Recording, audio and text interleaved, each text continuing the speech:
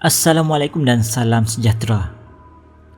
Kisah ni ringkas saja, tapi cukup buatkan aku ketakutan dan sehingga kini tidak dapat aku lupakan. Aku Ashraf, bekerja sebagai seorang pembantu kedai makan. Kedai makan ni adalah deretan kedai yang ada 16 lot kesemuanya. Kedai tempat aku bekerja ni di lot 10 ke 12.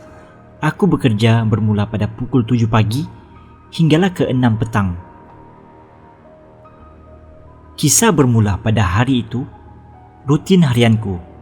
Apabila dah tutup kedai, maka akulah yang bertugas sapu, kemas dan bersihkan kedai sebelum balik ke rumah.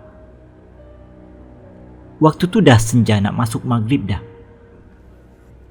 Aku berjalan ke hujung kedai di mana terdapat tandas. Aku masuk ke tandas. Tandas kosong. Tiada sesiapa pun di dalam. Aku pun cuci dan bersihkan tangan sambil melihat ke cermin. Tiba-tiba, tak ada angin, tak ada ribut. Pintu dihempas.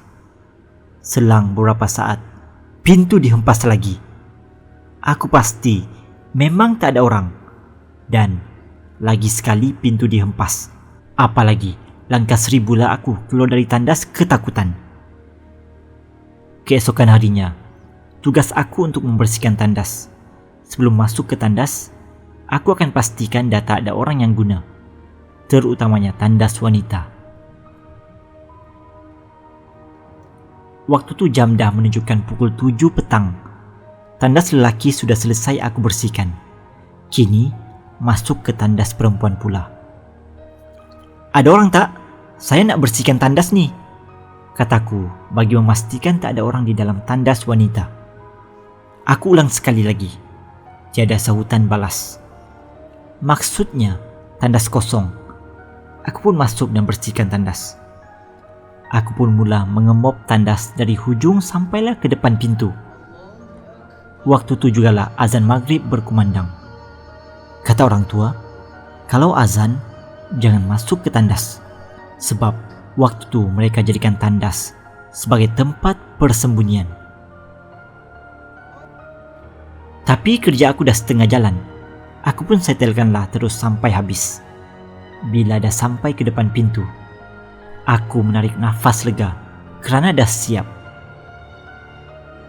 Dan tiba-tiba pintu tandas hujung berbunyi. Bila aku lihat, alangkah terkejutnya aku.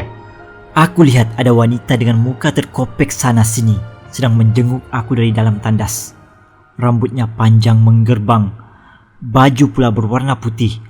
Entah apa yang dijengukkannya. Aku sebenarnya dah tak sengaja bertentangan mata dengan makhluk tu. Tapi aku tidak endahkan kerana sikit je lagi nak siap. Padahal dalam hati dah berkocak, macam nak pitam pun ada. Aku berpegang pada kata-kata, selagi kita tak kacau benda tu, selagi tu benda tu pun tak kacau kita.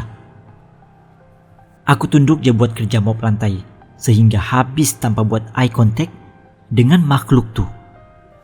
Walau bagaimanapun, sehabis mana pun nak elak eye contact, tetap mata akan tertumpu balik ke arah makhluk tu. Melalui ekor mata aku, jelas elok je benda tu jengukkan kepala dari dalam tandas hujung.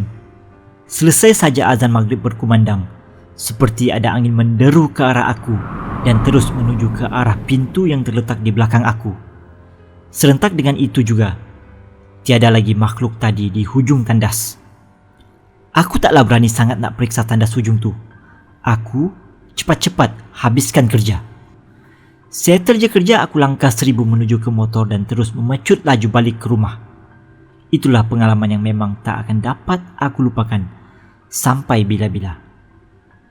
Lepas je dari kejadian tu, selalunya aku hanya akan mop dan bersihkan tandas sama ada sebelum azan maghrib ataupun selepas azan berkumandang. Sekian kisah dari aku.